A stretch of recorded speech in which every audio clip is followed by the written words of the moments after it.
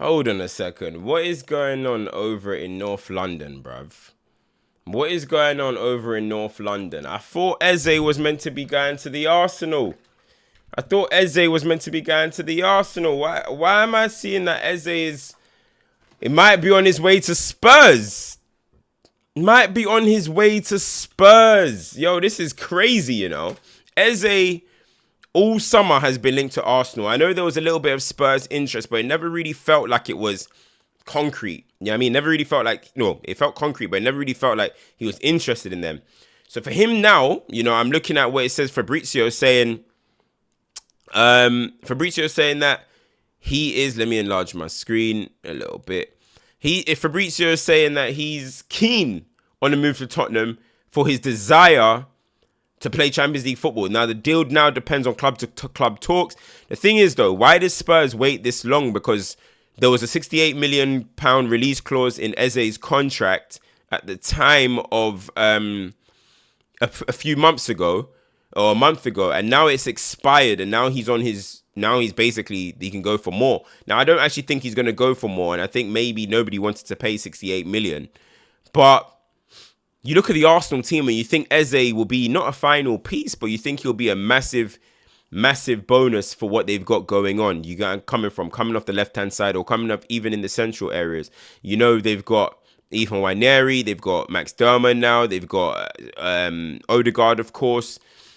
Moreno plays there sometimes, but at the same time, you know, you think Eze with what he can bring, especially with his inside dribbling, his ball carrying ability, you would probably think that Arsenal will be in for him. But it looks like Spurs, Lias is right, Eze and Spurs feels right. It does feel like a James Maddison type signing, and it does feel like a signing that Spurs do be making over the years. And I also think it's a good move for him. You know, play Champions League football, still play enough football to still be in the England picture. Impress at Spurs, you will get into the England team.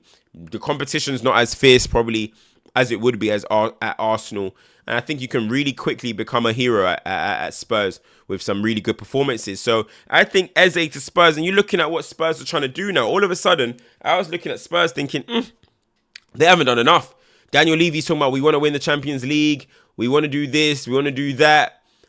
But, you know, not even Madueke's fault, but guys are going to blame him for the lack of Eze. We have too many players on this. It's true. I hear what he's saying because Trossard, Vieira, this is what happens at Man United. We sometimes can't sign players because the players that we want to leave the football club won't leave because their wages are beautiful. You know, it happened, man. We remember when we wanted to get rid of Maguire, he didn't want to go unless we pay him out. Jadon Sancho, same thing with, you look at Anthony's and stuff now. You look at... Lindelof, it's happened at Man United so many times. You know what I'm trying to say? So many times. But honestly, this killed me. Fuad is so silly. But honestly, talking about that, you saw the links also with SAVINHO. With SAVINHO to Spurs. If Spurs can manage to get Kudus, Eze, SAVINHO in one summer, wow. Honestly, wow. We have to give them credit for brilliant recruitment. SAVINHO straight on the right-hand side. Eze can come off the left-hand side with Kudus in the 10. Or it could be other ways, right? SAVINHO could be on the left, Kudus could be on the right. My man could be in the middle. It's fluent. It's fluid. And it gives Dominic Solanke no excuse not to score goals. You got 3 players behind you that can create. You got 3 players behind you that are going to attract attention. It's just going to allow Dominic Solanke to be able to do the best of his work. And I'm looking at Spurs now and I'm thinking, obviously Madders is out, so unfortunate for him. Kulusevski, I really rate him. Does he play in patches sometimes? Maybe you can say that, you know, maybe you can say that sometimes he doesn't have the consistency of the full season. But I think Kulusevski is a fantastic player. So I'm looking at it and I'm thinking, wow, you look at Solanke, Eze, SAVINHO, Kudus with, you know, maybe they want to go a little bit more defensive at the back. So maybe we'll go Bentancur and Painha. Yo! Hold on a sec. I forgot about Painha. That's one hell of a team.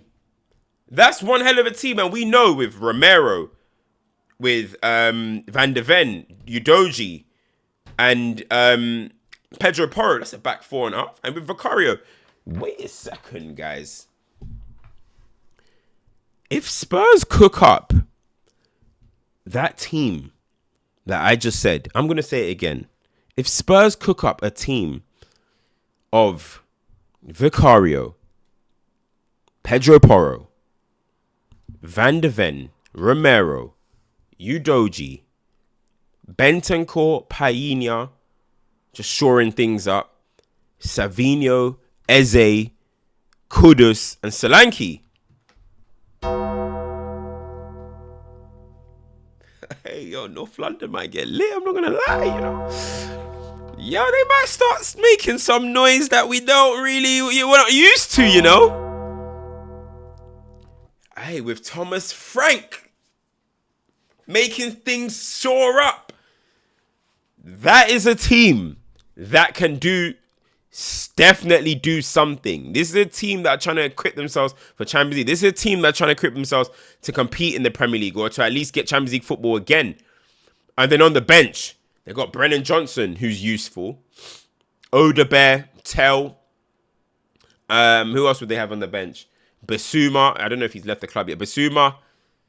Spurs, that would be good, you know. I'm not going to lie. I was just debating with my boy, and I had Spurs probably, you know, struggling next season when I saw they've only signed 2 players after finishing 17th, and then seeing Madders go down, seeing Solanke not have a pre-season properly, seeing Son leave the football club. I'm thinking that's a lot of goals, that's a lot of assists, that's a lot of contributions. But now, all of a sudden, Spurs are looking kind of healthy. Savinho signing came from nowhere. I don't know where that came from. I truly don't know where that came from. Like, I didn't see him. I didn't see him leaving the football club. This time I thought it's our first season struggle, but next season, you know, he's going to try and kick on and, you know, the club are going to stick by him. But hey, if they get a market opportunity and apparently they're looking at Rodrigo, yo, I'm not going to lie. Spurs might be cooking in that department. If they can stay fit, what is stopping them from having a good season? What is really stopping them from having a good season? But hey, I gotta say, we're talking about the white side of North London. The other side of North London, listen. If Spurs get Eze, United got Arteta's first choice in Sesko. Let's be honest. He wanted Sesko first choice. And then Eze goes to Spurs. And then Rodrigo goes to goes to City.